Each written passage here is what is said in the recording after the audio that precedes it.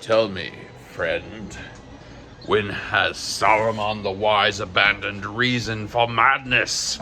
Welcome to M3 is 3D. Every day I shoot a short film documenting the slice of life of the 3D printing entrepreneur. Something, this is how it all works. Morning roundup, another Sharky, yet another Mosasaur, and a T-Rex. This particular claw did not quite make it, but close enough. Got our David Bowie trash can. D20 got done. Coffee lid gonna get done today. Einstein. We've got another pipe can, and we still gotta take this off the printer bed. You know how in movies people are always like at a restaurant, they'll be like, I'll have the chicken, or I'll have the fish. What restaurant have you ever been to where that's how you could order? Like, have you ever been to a restaurant where you can just say, I'll have the chicken, and they know what you want? Like, half the menu is chicken.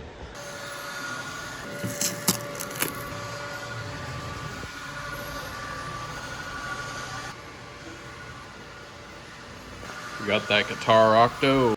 Time to get them pics. These fries may be small, but I'm the big cheese.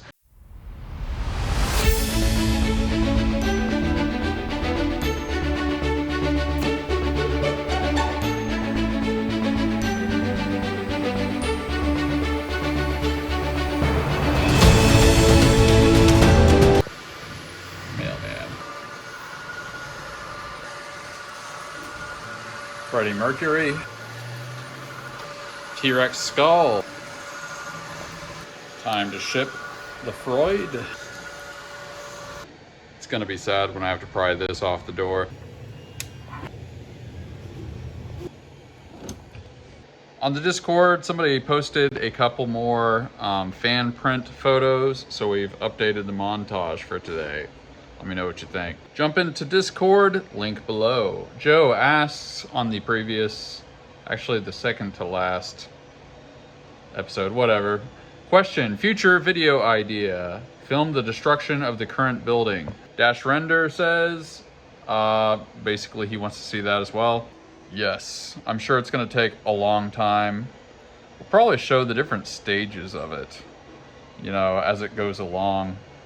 It's gotta take like at least a few days to, it'll probably take like a couple weeks to demolish this building. Depends on, well, it's the Texas Department of Transportation, so you know it's going to take a long time. JP Letty asks, are you going to take the old trash compactor for your recycling to the new shop with you? See, that is a very good question. The trash compactor is very, very heavy. I think I paid 50 bucks for it, but honestly, the greater expense was moving that thing. It's like a couple notches below moving a piano in terms of pain in the assness. I'm very tempted to, but I don't really care that much about compacting actual trash. It's very good for breaking apart failed prints.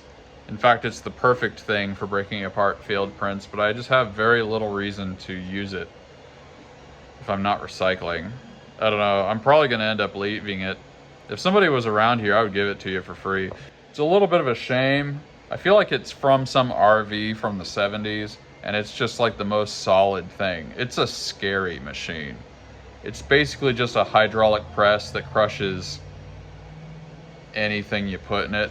Like if you've ever seen Star Wars, the original, and they're in that trash compactor, it gives you that kind of a vibe. Dudorius Ash asks, do you plan to purchase a pre-built PC or build your own? I did build PCs a lot when I used to work in IT. I worked for an organization that was about, well, I worked for my ministry school, which was also a church after I graduated from there. And I would say that the staff was about 500 people. So we had plenty to keep us busy. We had tons of old computers, and a lot of times people were just sending emails or like writing things like office stuff. So we were always cobbling together like a bunch of PCs and just trying to like, sometimes we'd pull the memory out of ones if the memory was newish, and we'd put it in bins and things. It's tempting to build my own PC, but it's one thing to do that with old computers. It's another thing to do that with these components that are like really expensive. And a lot of times it's not really that much cheaper. It's one of those things I might price out, because if I could save even a couple $100 for a machine of comparable power, I might do it, but I'm not even sure I'm gonna buy a new computer. But if I do, I'm probably going pre-built. It just sucks to like, I don't know, I hate putting computers together, honestly. Like, I can do it, but it's like you gotta look up the motherboard, and it's like, how much memory does this motherboard support? And then you gotta find the right memory. And then like, you gotta make sure the processor is gonna cool off, and it's not like you can't do it, but I'm just not passionate about that. Now, one thing that's cool about building your own PC is you can get a really cool case, and you can put lights and stuff in there and make it look really awesome. But, I mean, you can get that with pre-builts too. If I was dishing out money, I'd probably be able to find something cool. I have no idea what that was. There's a lot of comments here. Basically, the consensus with almost everybody else's comment is that everybody likes the morning releases. And I'm a kind of a coffee person, so I get it. Starting off, there's a, I think it's a Tony Robbins thing. He says, if you win the morning, you win the day. And I've thought, I don't have super well thought out morning rituals, but I kind of refine it a little bit. I'm not doing anything crazy. I'm not doing cold plunges and stuff like that, like the hardcore people do. Not that I even could do cold plunges. I don't have one of those crazy tub things. But I do kind of think it's good to start off the day well. I used to do affirmations, and I do recommend that.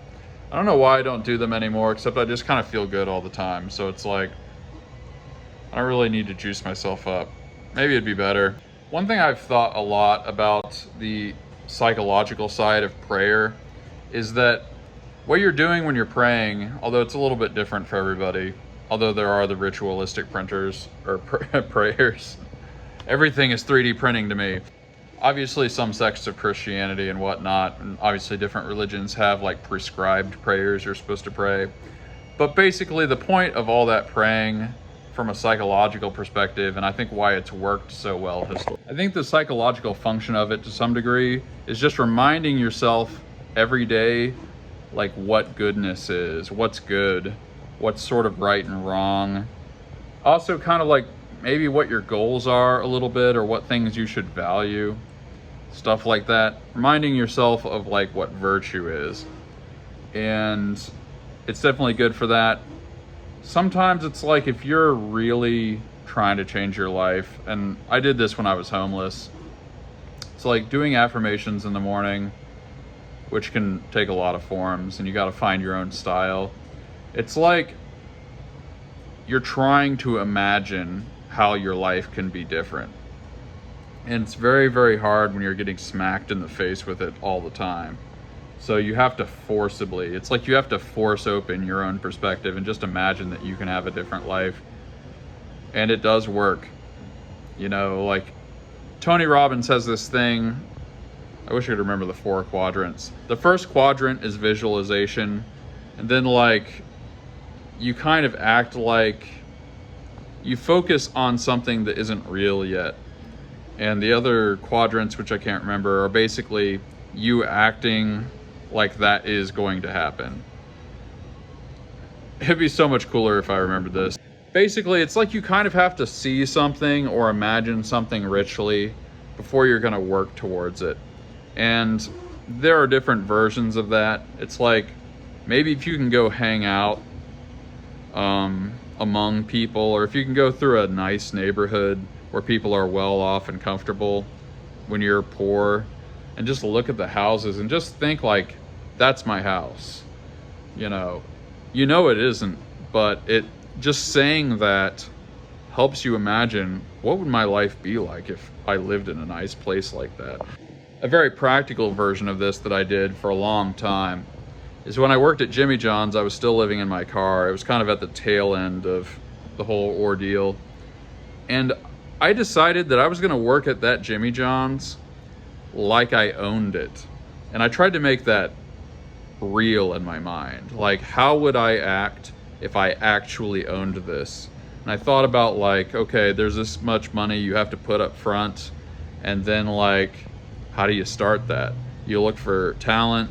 This guy the guy that actually owned it, owned 12 Jimmy John's, and he had a regional manager. And I thought about like, how would I like talk to this regional manager and what concerns would I have? And then when customers would come in, I would talk to them kind of like, if you've ever been to a local restaurant where the owner is like behind the counter and he's like talking to people, it's a different thing when you're that guy versus just an employee.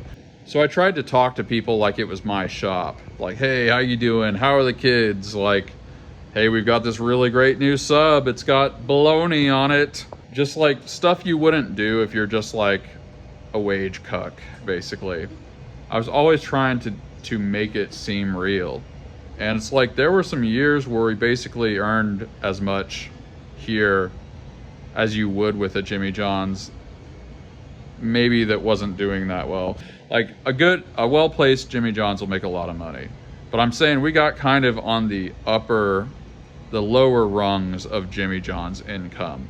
Plus, you also have to consider they have so much overhead and employees and stuff.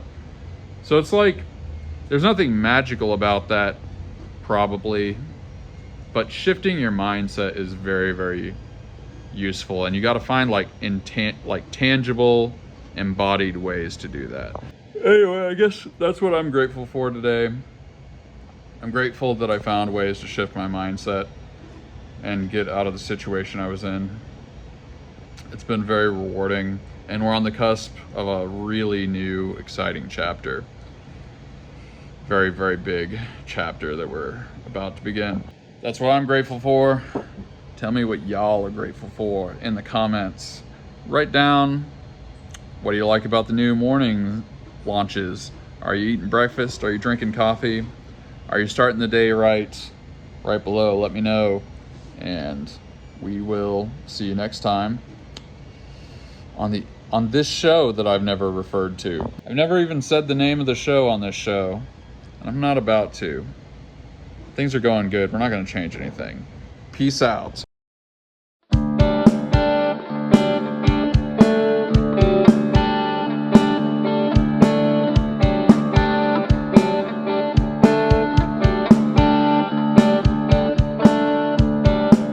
They want everything. Everyone sees everything.